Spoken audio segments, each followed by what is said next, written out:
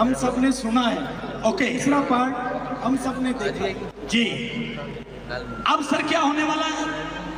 अब जो तीसरा पार्ट होने वाला है वो फील करने वाला पार्ट है। ओके, मतलब महसूस करना पड़ेगा उस पार्ट में आपको। ओके, महसूस करना पड़ेगा। कोई खास शख्सियत हमारे बीच में आने वाली है सर? अब हमारे बीच में आने वाले हैं अमिताभ बच्चन। नहीं गलत, अरे सर गलत बोल, अमिताभ बच्चन थोड़ी हमारे बीच में है सर। सर आप देखो, हमारे बीच में अमिताभ बच्चन बैठे हैं। सर देखा आपने किसी ने यहाँ पे? तो मैंने सुबह से नहीं देखा, मैं सुबह से यहाँ पर हूँ। हमारे बीच में बैठे हैं आरसीएम के अमिताभ बच्चन। ओके, आरसीएम के अमिताभ बच्चन, मुकेश कोठारी सर, हेलो।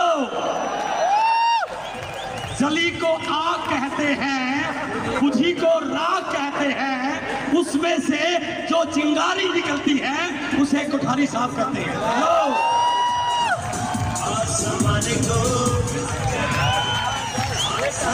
अपनी जगह से खड़े होंगे हम सभी लोग तालियों के साथ, हुटिंग के साथ इनवाइट करना चाह रहे हैं आरसीएम के अमिताभ बच्चन, मुकेश कोठारी साहब।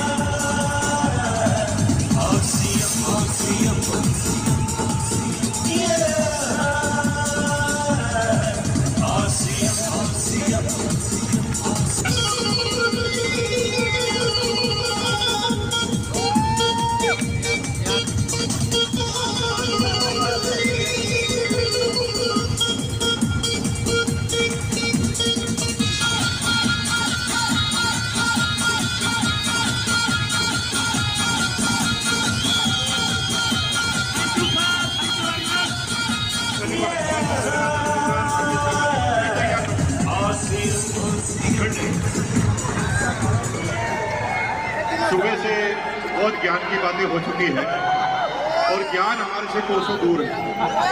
मैं कोई ज्ञान की बात नहीं करूंगा, मैं अपने जीवन के एक्सपीरियंस आपके सामने रखने जा रहा हूँ। आईआईटी का जो इंस्टीट्यूट है वो दुनिया का माना हुआ इंस्टीट्यूट है और पूरी दुनिया में कई ऐसे इंस्टीट्यूट है पढ़ाई के जहाँ से बड़े बड़े योद्धा निकले।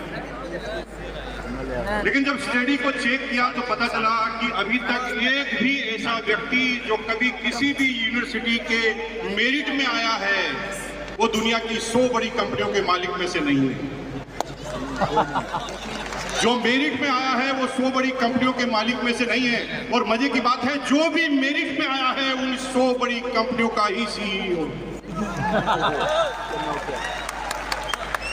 आज हम उसी का विश्लेषण करने जा रहे हैं। इस बिजनेस में मैंने बहुत नजदीक से देखा, बहुत ज्यादा नजदीक से देखा। एक व्यक्ति हैं, हमारे मित्र हैं एमपी के डॉक्टर साहब, नाम नहीं बता रहा हूं, थोड़ा गड़बड़ हो सकता है इससे। 16 साल पहले इस बिजनेस में आए थे, 15 साल से रॉयल्टी अचीवर है और वो इस बात को गर्व से बताते हैं। 15 साल से रॉयल्टी अचीवर है, कभी रॉयल्टी उनकी टूटी नहीं, लेकिन रॉयल्टी से आगे भी कभी गए नहीं। पूर्व में जिस कंपनी की डायरेक्ट सेलिंग में गए थे वहां पर उन्होंने सिल्वर का लेवल हासिल किया। जब मैं उनके ड्राइंग रूम में गया तो वहां पर मैंने 1000 किताबें देखी जिनको वो पढ़ चुके हैं, 1000 से ज्यादा टेप देखी जिनको वो सुन चुके हैं। जब मैंने ट्रेनिंग लेना चालू किया तो मैं जिस वर्ड को भूल जाता था वो डॉक्टर साहब पहले ही उसको बता देते, लेकिन वो रॉयल्टी से ऊपर नहीं है। लेकिन एक एग्जाम्पल और देखा, जो बिहार के गांव में पैदा हुए, पढ़ाई से अनपढ़, अभी भी अंगूठा टेक है, हमेशा आईफोन रखते हैं और वो भी सबसे लेटेस्ट वाला। अभी उनके पास आईफोन 15 है। पढ़ना लिखना नहीं आता, चलाने के लिए असिस्टेंट रखा हुआ, और वो इस बिजनेस के रूबी पिन अचीवर है। इनकम है 3 लाख से 2.5 लाख रुपए पर मंथ। ये क्या हो रहा है? एक आदमी जिसके पास पूरा ज्ञान है वो आगे नहीं बढ़ पा रहा, और एक आदमी के पास ज्ञान है ही नहीं, वो इस बिजनेस का रूबी पिन अचीवर। हम इस प्रकृति को समझते हैं, इस बिजनेस में ज्ञान से ज्यादा लेना देना किसी और चीज का। एक पेड़ से अमरूद तोड़ने का ज्ञान सभी को है। जब आपकी एज 15-16 साल की थी ना, जब अमरूद के पेड़ के सामने से निकलते थे तो खाने की इच्छा होती थी, लेकिन उस पेड़ पर अमरूद तोड़ने की ताकत नहीं हुआ करती, क्योंकि ज्ञान होने के साथ साथ अगर काम करने का मोटिवेशन नहीं है तो ज्ञान फिर दूसरों के लिए काम आएगा, आपके लिए काम नहीं आएगा।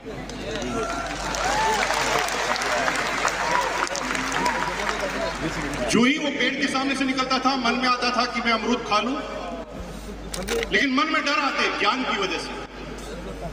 अरे नहीं भाई, मालिक आ गया तो, पकड़ लिया तो, इसने मुझे मार दिया तो, मेरे फादर को बोल दिया तो, और आप इन डर की वजह से उस अमरूद को तोड़ते नहीं। लेकिन जब मोटिवेशन होता है, चार दोस्त जब उस अमरूद के पेड़ के सामने से निकलते हैं, चारों एक दूसरे की शक्ल देखकर ही समझ जाते हैं कि चारों क्या सोच रहे हैं। पहला कहता है अमरूद खाएं क्या, तो दूसरा कहता नहीं मालिक आ गया तो तीसरा कहता डर मत, मैं गेट के सामने खड़ा हूं, मालिक आ गया तो सीटी मार दूंगा, और चौथा आदमी कहता मैं स्कूटर स्टार्ट करके तैयार रखूंगा। और आप उस समय अमरूद खा लें। आज मैं जो चीज बताने जा रहा हूं उसे बहुत ध्यान से समझने की कोशिश करना। इस बिजनेस में कोई काम आप धीरे चल सकते हैं, सहायक बहुत सारी चीजें हैं, बेसिक है, कोर है, कार्डिनल है, सारी ज्ञान की किताबें हैं, ये बेसिक है। तीन चीजों को मत छोड़ देना, क्योंकि ये तीन चीजें आत्मा है इस बिजनेस में कामयाब होने की। तो फर्स्ट, अगर इस बिजनेस में कामयाब होना है तो माहौल में बने रहना। माहौल में नहीं बने रहे तो आप कितना भी ज्ञान रखते हैं अमरूद खाने का, आप कभी खा नहीं। दूसरा, हमेशा माहौल बनाने के लिए काम करना है। और तीसरा, हमेशा लोगों को माहौल में ले जाना सीख जाना है। पहला बोला मैंने क्या, रिपीट करेंगे मेरे साथ, पहला क्या बोला? माहौल में रहना, माहौल में रहना है। दूसरा है माहौल बनाना है, और तीसरा जो भी टीम में आ जाए उसे माहौल में ले जाना है। क्योंकि मैं अब जिस बात को कर रहा हूं, ये 2022 की जो एनिवर्सरी है उसकी घटना मेरी आप बीती बता रहा हूं। 2011-12 में जब आरसीएम 1 साल के लिए बंद हुआ था तो भीलवाड़ा के सारे लोगों को लगा कि आरसीएम बंद हो गया।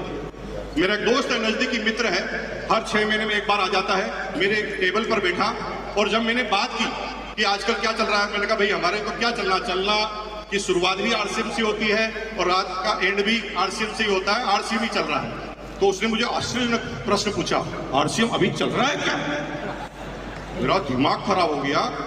आरसीएम का टर्नओवर हजारों करोड़ पर पहुंच गया और ये भीलवाड़ा में बैठा आदमी मुझे पूछ रहा आरसीएम चल क्या? मैंने उसको आधे घंटे तक लेक्चर दिया। मैंने कहा आरसीएम का टर्नओवर इतना हो गया, आरसीएम के इतने प्रोडक्ट हो गए, आरसीएम का इतना सिस्टम हो गया, आरसीएम के इतने पिकअप सेंटर हो गए। वो गर्दन हिलाता गया, यस यस यस यस, लेकिन इस कान से सुना, इस कान से निकाल दिया। 3 महीने बाद वापस आया, उसे कुछ भी चीज याद नहीं। फिर बात चली, क्या चल रहा है? मैंने कहा आरसीएम चल रहा है। उसने फिर पूछा आरसीएम चल रहा है क्या? मुझे भगवान कसम इतना गुस्सा आया। मैंने आधे घंटे तक लेक्चर दिया, उसने फिर वही प्रश्न कर लिया, आरसीएम चल रहा है क्या? और आप भी यही कर रहे हैं, आप भी शब्दों के माध्यम से आरसीएम को समझाने की कोशिश कर रहे हैं, इसलिए कोई आदमी इस बात को मानने के लिए तैयार नहीं है कि आरसीएम चल रहा है। आगे की घटना सुनिए। 2022 की एनिवर्सरी हुई, मैंने छोटा सा अपना ज्ञान इस्तेमाल किया और मैंने उस व्यक्ति को तैयार किया। वो आरसीएम की मीटिंग में आने के लिए तैयार नहीं था। मैंने उसे कहा कि यार भाई इतने साल हो गए साथ रहे को, 3 दिन साथ घूमेंगे, पार्टी सार्टी करेंगे, बस 3 घंटे की मेरी एनिवर्सरी का टाइम है, उसमें तुझे बैठना पड़ेगा। अब उसको मैं यहाँ लेकर आ गया, लेकिन यहाँ पर सिक्योरिटी गार्ड इतने मजबूत, बाउंसर बड़े बड़े पहलवान, मुझे तो अंदर घुसने दिया। मैं तो कोर लीडर था, लेकिन उसे अंदर ही नहीं घुसने दिया। उसने फिर फोन किया तो मैं फिर बाहर गया। मैंने कहा भाई 3 घंटे की बात है, सिर्फ 3 घंटे, तेरे को मैं बाहर बिठा देता हूं, ऊपर की तरफ बालकनी में बिठा देता हूं, 3 घंटे बाद मैं तुझे रिसीव कर लूंगा। और आपको आश्चर्य की, जब मैं एनिवर्सरी में उसको पीछे से ले गया तो गेट पर ही इतना ज्यादा क्राउड था कि गेट के अंदर घुसना ही संभव नहीं था। मैंने 3 साथियों को लिया, उसकी पीठ पर हाथ लगाया और लगाया जोर लगा के अंदर घुसा दिया।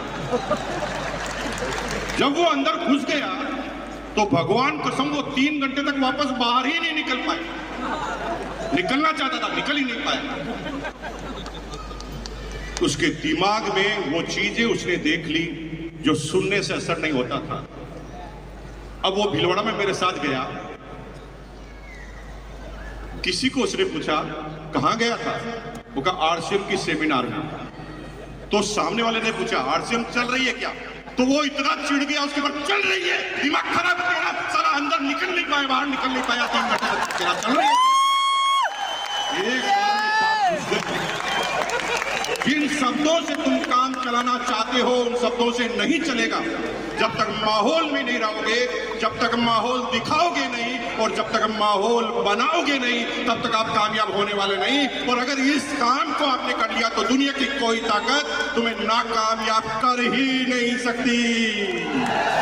माहौल बनाना आता है क्या? माहौल बनाना आता है क्या? भाई टीसी जी ने कहा गुरुकुल, आप माहौल में रहोगे, सीखोगे। टीसी जी ने कहा कि वृक्ष जो पौधारोपण का कार्यक्रम करना है उससे फिर माहौल बनेगा। आप सेमिनार में आओगे, फिर माहौल बनेगा। लोगों के साथ माहौल बनाओगे, रहोगे और माहौल में लोगों को ले जाओगे तो कोई नाकामयाब हो नहीं सकता। हम सिर्फ ये जानना चाहते हैं कि माहौल बनाना आपको आता है कि नहीं आता।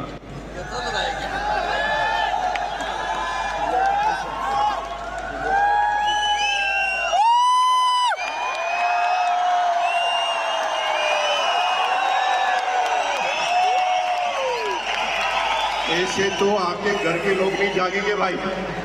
तुम किस माहौल की बात कर रहे हैं? खड़े हो जाइए, एक बार खड़े हो जाइए, खड़े हो जाइए।